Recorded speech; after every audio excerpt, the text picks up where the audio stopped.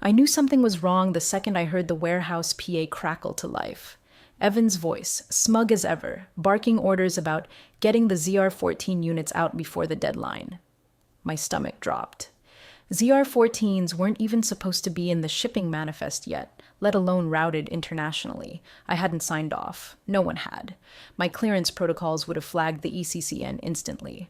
I dropped my coffee and ran. By the time I got to logistics, one crate was already on the loading dock. Evan was there in his fitted blazer and smug grin, talking fast to a couple of junior techs, like he was closing a hedge fund deal instead of flirting with a felony. I stepped between him and the freight truck. "You routing this?" I asked, pointing at the manifest. He smiled like I was the overbearing lunch lady. "It's all good. I had Marcus reclassify it under a general code." I turned to Marcus. He looked like he'd just been handed a live grenade. "What code?" I asked. EAR 99, he said, eyes flicking toward Ivan, then away. I didn't blink. "You mean the same ER 99 that doesn't cover thermal guidance modules or any dual-use components under Category 6 of the CCL?" Evan rolled his eyes. "Look, exports are easy. You're making it harder than it needs to be." That was the moment. Right there. The second I knew we weren't going to make it through this quarter without someone getting a call from Washington. Or worse. Quick thing, before we dive deeper into the story. If you're one of the 97% of folks who enjoy these stories but haven't subscribed yet, please consider tapping that button and hitting like. It really keeps the team motivated to bring more of these to life. Thanks. And now, back to the real mess. The next day, I scheduled a full audit of outbound shipments for the last 6 weeks. I stayed late, cross-referencing ECCNs, HTS codes, and user certificates. Found 3 more reclassifications: sloppy, vague, and legally radioactive. Evan was bypassing my protocols, pushing shipments through third-party logistics firms I hadn't even heard of. In one case, the distributor was a shell company with a mailbox in the UAE. That's the kind of thing that doesn't just get your company fined, it gets you personally indicted. I brought it all to legal, laid it out calmly, pointed to the violations. Our in-house counsel, Jared, went pale. He knew what that meant. "We'll take it to the director," he said. "Let's fix this quietly." That was wishful thinking. When we confronted Evan, he laughed. Actually laughed. "She's just scared of change," he said. "We're scaling. If we play it safe on every single form, we'll never hit our targets." "I don't care about your targets," I replied. "I care about federal prison." He waved it off like I'd just warned him about saturated fats. The next week, I found a printed slide deck left in the copier, Evan's quarterly plan. It included a bullet point under barriers to efficiency, legacy compliance processes, reassign, and automate. I stared at those words for a long time. Legacy compliance. That was me. So I did what I do best. Quietly, methodically, I laid my safeguards in place. I updated our internal classification matrix, locked it behind dual authentication with our compliance lead, and deposited my copy with legal. I wrote a memo detailing ECCN dependencies, highlighted which exports were personnel bound under the EAR, and certified it, filed it, logged out. I never missed a single deadline, never left a shipment in limbo, but I made sure every system knew what I already suspected. The only person who could greenlight those exports, legally and operationally, was me. When HR called me in the following Monday, I knew what was coming. "You're not aligning with the strategic goals," they said. "Your risk posture is outdated. You're too rigid." They didn't use the word fired. They called it a realignment of responsibilities. I didn't argue. I stood, reached into my folder, pulled out my badge, slid it across the table, and before walking out, I turned to Evan, who just happened to be loitering by the door like a shark watching someone else's boat sink. "Don't forget," I said. "Per ER 758.2 and Part 748, Export Authority isn't transferable without BIS approval. You'll need a new officer of record, properly documented and federally recognized." He smirked. "We'll manage." That's the thing about federal systems. You can't bluff them. You can't charm them. You either follow protocol or your shipments stay right where they are. It wasn't personal. It was paperwork. And that's why it was going to ruin him. The first reroute came in a late-night Slack ping. Evan tagged me on a shipment that was already halfway to a warehouse in Prague. No documentation, no end-use cert, just a flippant message. Need a quick ECCN rubber stamp. Make it clean. I stared at the screen for a minute, took a sip of my now cold chamomile, then replied, "If it's clean, where's the paperwork?" He never answered. Instead, the next morning, I got copied on a logistics update. Reclassification in progress. Route approved via 3PL. I clicked through the internal logs. Someone had overwritten the ECCN classification I'd input, replacing it with EAR 99 again. EAR 99 was becoming Evan's favorite get-out-of-jail-free card, and he used it with the same reckless abandon most people use ketchup. I flagged the shipment and initiated a manual hold in the export management system. It took 2 clicks, one justification field.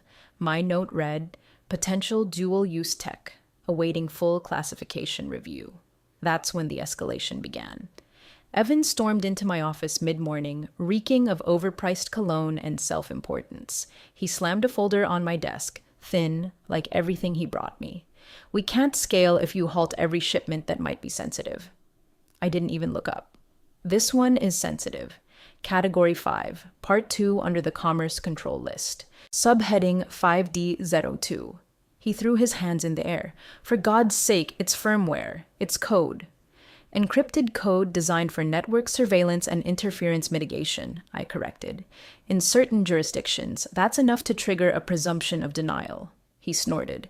"This isn't about legality, it's about control. You think your job is to babysit every box that leaves the dock.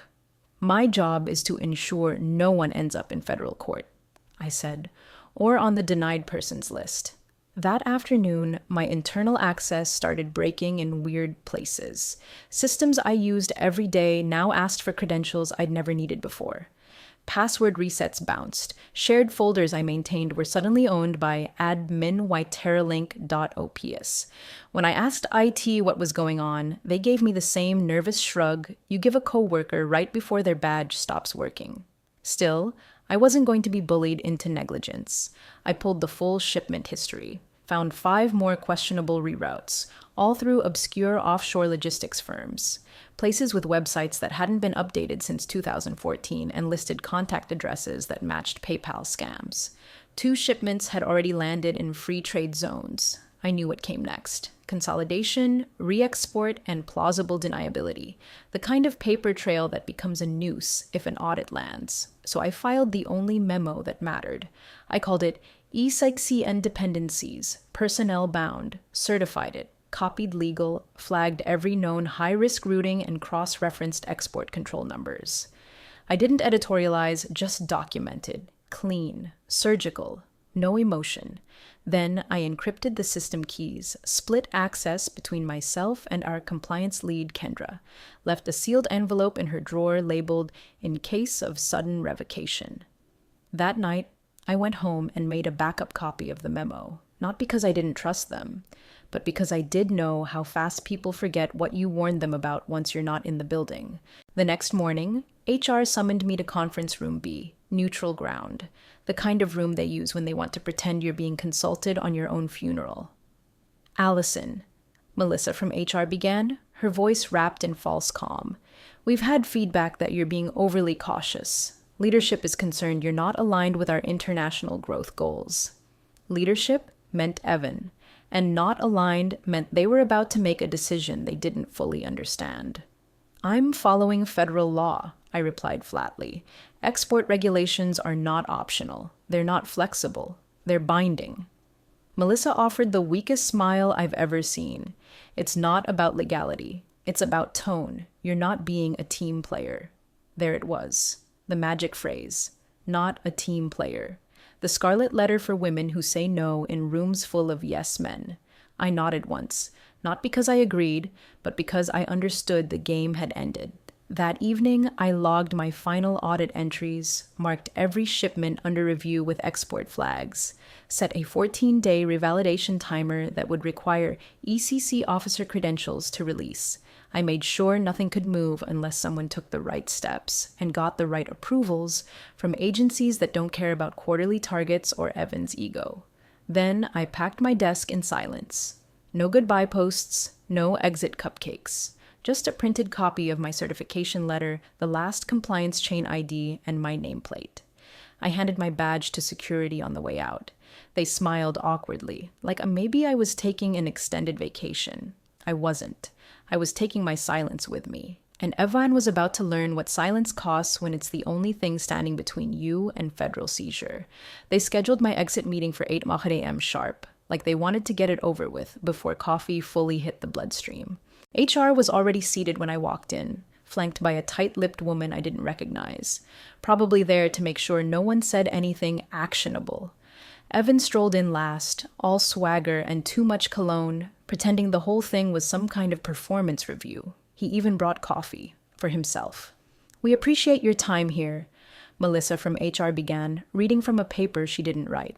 "But after assessing our operational realignment goals and your resistance to strategic agility, we've decided to move in a different direction." I almost smiled. Resistance to strategic agility. That's what they're calling it now. Not refusing to falsify classifications, not blocking illegal exports, just resistance. Like I was a stubborn hinge squeaking against their bright new door. Evan slid a manila folder across the table. "No hard feelings. These just need your signature to close out your final responsibilities. Mostly paperwork for in-process shipments." Mostly paperwork. Mostly. I opened the folder. 4 export documents, 3 flagged for dual-use potential, all requiring ECCN verification, end-user validation, and my official sign-off as Export Control Officer of Record. The 4th was already stamped urgent in red marker, like urgency changed legality. "Don't be petty," Evan said, watching me. "You're out. Just sign and move on." I closed the folder without touching a single page, didn't raise my voice, didn't even sigh. I reached into my purse, pulled out my badge, and slid it slowly across the table toward Evan. "Per Part 748 of the Export Administration Regulations," I said, "only the named Export Control Officer of Record may authorize dual-use shipments or validate ECCNs on behalf of a U.S. entity. That's me. Until BIS processes a formal transition, and they haven't. You're asking me to violate federal law on my way out." Evan blinked, confused, still smiling, but the corners of his mouth twitched like something sour was creeping in. "That's just formality," he said. Behind him, Jared from legal had stopped mid-step in the hallway. I watched his eyes scan the table, the forms, the badge, me. He didn't say a word, because he knew. He knew how serious this was. He was probably already replaying the clause in his mind. EAR 758.2c, no exports from a U.S. party without a listed officer of record. And I just refused signature, not emotionally, not vindictively, legally, the kind of refusal that carries legal weight and freezes systems like frostbite. I stood, smoothed my jacket, left the folder exactly where it was, untouched, unsigned, and now radioactive. Melissa cleared her throat like she wanted to recover control. "Allison, we'd like to discuss your transition." "My transition was filed in writing," I said. "To legal. Memo. ECCN dependencies. Personnel bound." Evan scoffed. "That memo? You think that means something?" "I don't think," I said, walking toward the door. "I know what BIS requires, and I know your third-party reroutes are already flagged in the system. You'll figure it out when customs calls." The air went still. I walked out without turning around. Security didn't escort me. HR didn't follow. The only sound was the buzz of the overhead lights and the soft shuffle of legal picking up the folder Evan had just tried to use as a band-aid on a bullet wound. I stepped into the elevator, alone, held the railing, let the silence stretch. And for the first time in days, I didn't feel like I was holding back a flood. I'd done everything right, every system, every clause, every lock. And now the only thing standing between TerraLink and a federal seizure was a signature I never gave. They say when someone leaves a company, the systems adjust. Permissions get revoked, badges stop scanning, emails bounce, and someone in IT checks a box that says, "Deactivate user." What they don't tell you is what happens when the systems are built by the person who left. I didn't send a goodbye email. Didn't post a LinkedIn update. I just disappeared. Quietly, methodically, like a breath held too long. But the infrastructure I built, That didn't leave with me. 3 days after I walked out, 2 shipments were stopped at Port of Long Beach, dual-use components flagged under the Wassenaar arrangement, customs requested verification, ECCN classification, end-use certificates, and the officer of record signature. None of it arrived. Instead, customs got a bounce-back message from Terralink's export system, awaiting ECC officer approval. Evan tried brute force first. He stormed into IT, demanding they override the hold. But the approval chain had been locked with a key pair protocol, one I designed. One IT didn't have full access to. The system required 2 things: a valid ECCN signed by a BIS-approved officer, and a biometric key from the last certified login, which, of course, was mine. The IT manager, Luis, a good guy, always respectful, showed him the screen. Her credentials are the only ones linked to that authority, he said, pointing at the highlighted line. Evan leaned in, eyes scanning fast. Well, can't we just reassign it? Luis hesitated. It doesn't work like that. The export module is tethered to federal designation. You can't just plug in a new name. He tried legal next. Jared was waiting for him, already holding my handover memo. It was stamped, dated, and distributed to every compliance subdirectory. The final paragraph had been highlighted in yellow. Revocation of ECC officer status must be filed through BIS Form 748P and acknowledged in writing prior to reassignment of authorization. Export functionality remains frozen until federal processing is complete. Evan read it, blinked, read it again. This is ridiculous, he muttered. It's regulation, Jared replied. EAR 758.1. It's not optional. At the logistics center, pallets were stacking up. One entire production line's output was wrapped and idle. The operations lead emailed Evan asking when the hold would be lifted. Evan forwarded the message to legal with a single line. Fix this. Meanwhile, clients were waiting on parts. 2 of them sent escalation notices. One flagged the delay as a potential breach of contract. That's when things got colder. Terralink's internal classification tracker, normally open access for the engineers to view ECCN statuses, flashed red on every sensitive component. Locked. The underlying file? Password protected and watermarked. Authorized access. Compliance officer only. Evan sent 3 emails. No reply. He tried calling Kendra, the compliance lead who shared dual access with me. She answered. Flat tone. Do you have the matrix? He asked. I have the envelope, she said. The one Allison left. He paused. Open it. I already did. It contains a checklist, clause summaries, and an instruction. Do not share unless BIS confirms officer reassignment. You're kidding, he snapped. I'm not, she said. And frankly, I wouldn't want my name on anything until that's processed. He hung up without saying goodbye. That afternoon, 2 customs officials arrived at the gate. No announcement, just badges, clipboards, and a polite request to speak with your export control officer of record. Reception looked confused, then nervous. Eventually, someone paged Evan. He tried to dance. She's no longer with us, but we're working on a reassignment. The officer raised an eyebrow. Has the revocation been filed with BIS? We're in progress. The officer nodded, scribbled something down. Until that's acknowledged, your export privileges are effectively paused. Attempting to bypass the officer record may result in further review.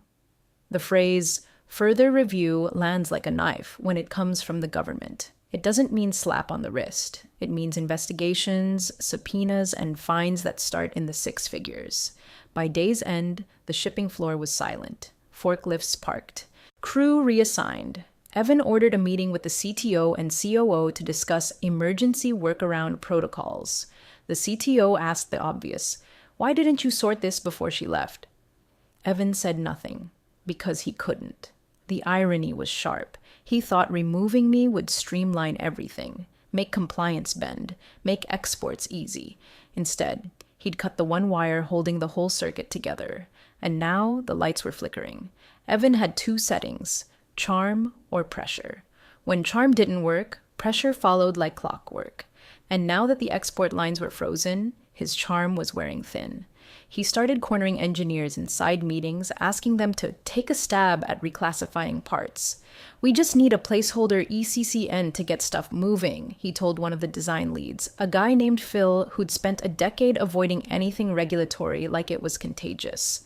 Phil went along briefly until he tried entering the new codes into the export platform and hit the first wall. Insufficient authority. ECCN reclassification requires dual authentication. The first key was gone with me. The second? Buried in a sealed envelope locked in Kendra's drawer. The envelope had a bright orange label across the top. Open only in case of ECC officer revocation without transition. Inside was everything Kendra needed to understand the minefield Evan had stumbled into. A laminated checklist of all EAR subparts relevant to our products. Pre-written talking points for BIS contact, clause citations, step-by-step access instructions tied to my audit credentials. And at the bottom, handwritten in blue ink, "If you're reading this, someone tried to skip the steps. Don't let them." My initials were underneath. Kendra didn't cave. She never would. She was one of the few who understood what federal liability actually meant. When Evan confronted her, demanding she unlock the export system, she read him the first line of the checklist out loud. "No action may be taken without BIS-acknowledged transition of officer of record." Evan shouted something about bureaucratic poison and stormed off to IT again. This time, he wasn't asking. He was ordering them to override the system. Luis tried to explain, again, that the classification matrix was encoded with federated validation, a system I'd helped design after our last near-miss audit 3 years ago. It didn't just check credentials. It checked names against BIS registration. If the name didn't match, the system locked every export line in the ERP. Even a full reset wouldn't work unless the root certificate was replaced, something only BIS could issue. That's when Customs called back. The same officer. Calm. Direct. "We're still holding those shipments. We'd like to speak again with your export control officer." Evan tried to stall. "She's no longer with the company, but we're actively resolving the transition." There was a pause on the other end of the line. Then, "Without an officially designated officer of record, you cannot export sensitive materials, including previously approved items flagged for revalidation." "She's..." Evan started, but the officer cut him off. "Then your shipments aren't either." That sentence hung in the air like a threat, but it wasn't. It was policy. Within the hour, Customs placed a hold on every outbound container with a TerraLink sender ID. The flags went national. Partner carriers, brokers, even some distributors began receiving system-generated alerts. Hold pending officer reauthorization. I'd built the notification tree myself. It was meant to prevent rogue shipments during emergencies. Never thought I'd be the emergency. The OPS floor turned into a waiting room. Forklift operators idle. Pallets stacked with nowhere to go. One team lead tried repackaging components to reclassify as general hardware, but Kendra flagged the attempt and notified legal. By midweek, Evan was bouncing between meetings like a trapped fly. He sent out an all-hands update trying to spin the situation, blaming legacy protocols and transition miscommunication. But the engineering leads weren't buying it. They'd seen the alerts. They knew this wasn't some system glitch. It was a blockade. And I'd built it with the very authority Evan tried to erase. The founder, David, finally took notice when a longtime partner, AeroLink, sent a blunt email asking if TerraLink was still compliant for international transfer of restricted modules. No niceties, just concern and an implied threat to walk. David asked Evan for a summary. Evan fumbled. Kendra was brought into the room. She opened the envelope, set the checklist on the table, read the line again. "No action may be taken without BIS-acknowledged transition of officer of record." David asked a simple question. "Has that been filed?" Evan stammered. "It's in progress." Kendra added, "There's no confirmation in the system. Allison's credentials are still live on the Federal Register. Until that's changed, BIS considers her the officer of record." David sat back. "And we fired her." No one responded. The silence said everything. And outside, in a warehouse full of crates marked export ready, the silence spread, one halted shipment at a time. Evan came through legal like a wrecking ball in a fitted suit. He didn't knock, didn't wait, just shoved the door open and snapped, "We need to assign a new export officer. Today." Jared, to his credit, didn't flinch. He'd been in-house long enough to know that volume rarely equaled control. He closed the compliance binder in front of him, interlaced his fingers, and calmly said, "You can't." Evan scoffed. "What do you mean I can't? She's gone. We'll promote Kendra or outsource it. Whatever it takes." "You don't promote an EC officer like you promote a team lead," Jared said. "There's a process, a federal one, and we haven't followed any part of it." Evan's eyes narrowed. "Then walk me through it." So Jared did, slowly, like explaining gravity to someone trying to float. He opened the EAR binder, flipped to subsection 758.1, and began reading aloud. "No person may export or re-export items subject to the EAR unless such activity is performed by or under the supervision of the officially registered export control officer, whose authority is documented and acknowledged by the Bureau of Industry and Security." Evan was shaking his head before Jared even finished. "That's bureaucratic boilerplate." "No," Jared said, tapping the page. "That's binding law." "Then file it," Evan said. "Get her name off the record and put someone else on." Jared's expression didn't change. "It takes time. Weeks, sometimes months. BIS has to vet the replacement, review compliance history, validate credentials. If they find gaps, the application gets rejected. And during that time," he let the sentence dangle. "During that time," Jared finally said, "we export nothing." Evan paced the room like a man discovering gravity for the first time, only it was pulling him straight into a legal crater. He stopped by the window, looked out over the loading dock. Crates just sitting there like taunts in cardboard form. Then he turned, voice tight. "Why didn't anyone catch this?" That's when the door opened. David, our founder, stepped inside. He didn't look at Evan. He looked at Jared. Jared stood. "David," "I heard," David said. "Just answer the question."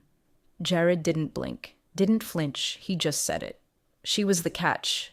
Evan laughed, like it was the dumbest thing he'd ever heard. "Come on, she was a roadblock. Half the time she made things harder than they needed to be. She flagged everything. She wanted every shipment to go through 4 levels of review.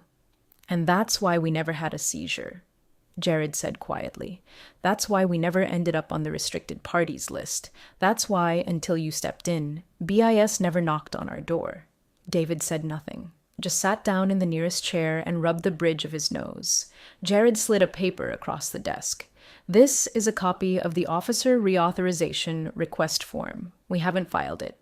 No one has the credentials to complete it because Allison didn't appoint a successor. She left her authority with BIS, not with us." Evan didn't move, and that's when it hit him. Not the fines, not the delays. The fact that this entire freeze, this shutdown of outbound flow, wasn't a system glitch. It wasn't a mistake. It was the direct result of a woman he dismissed as rigid. She hadn't locked the doors on the way out. She'd handed the key to someone who actually checked IDs. And now TerraLink was a warehouse full of locked rooms with no one left authorized to open them. "I need options," Evan said, voice low. Jared nodded. "Then start with the truth.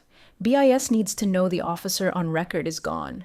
They'll ask what happened, why you didn't file, why you didn't appoint a successor, and when they ask who was responsible for the compliance lapse." He stopped.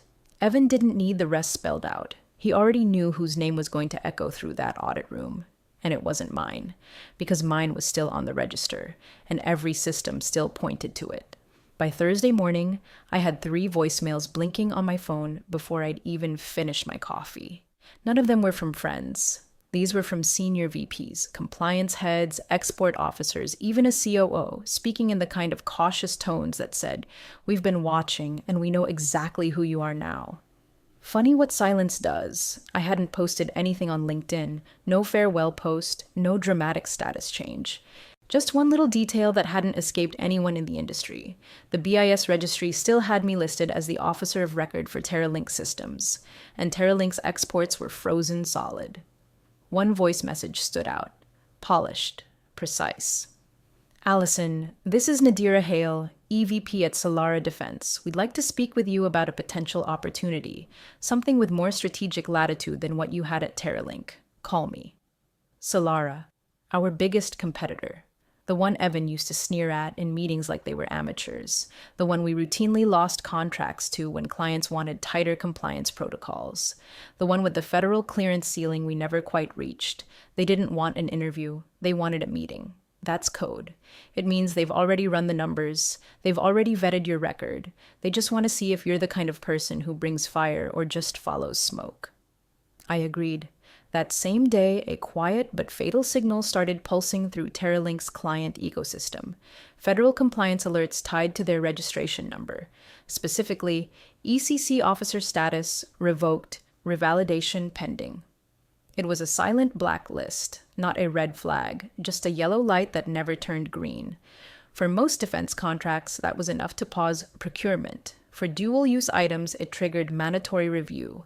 And for some clients, particularly international ones, it signaled one thing: liability. By Friday, 2 long-term partners issued formal inquiries. They didn't accuse. They didn't threaten. They just asked for clarification on export readiness and officer validation timelines. That's legal speak for, we're preparing our exit, but we'll let you explain yourself first. Inside Terralink, chaos was turning into entropy. The export floor was silent, not paused, dead. Forklift operators reassigned. Logistics leads suddenly on leave. Junior engineers told to take initiative on classification reviews, only to run into locked systems that barked back.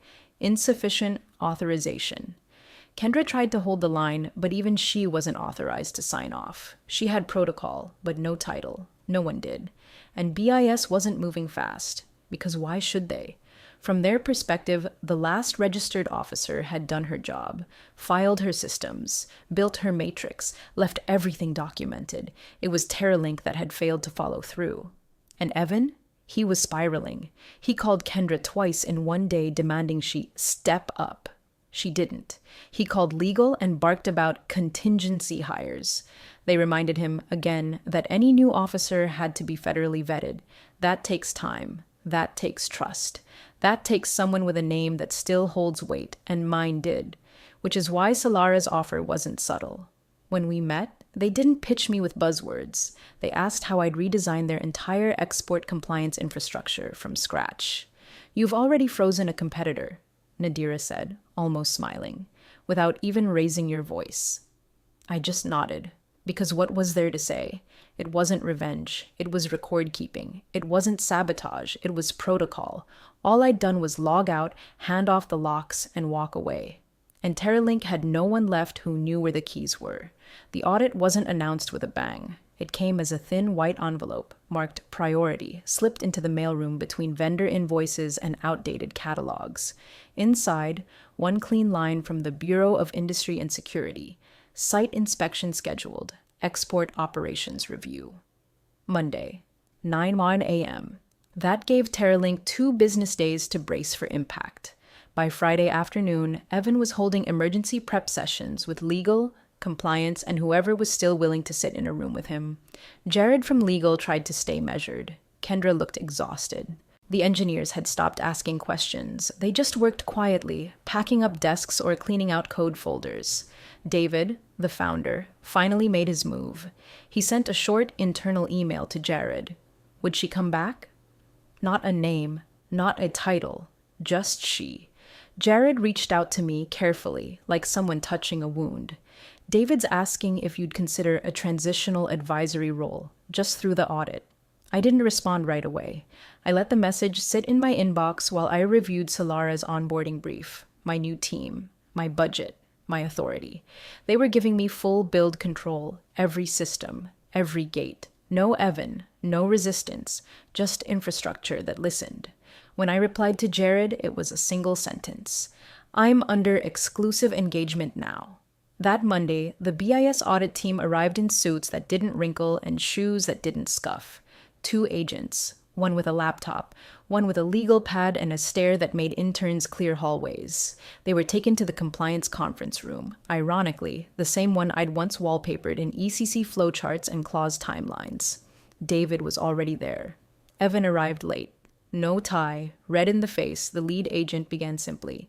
We're here to review export operations tied to ECC-sensitive shipments originating from this site.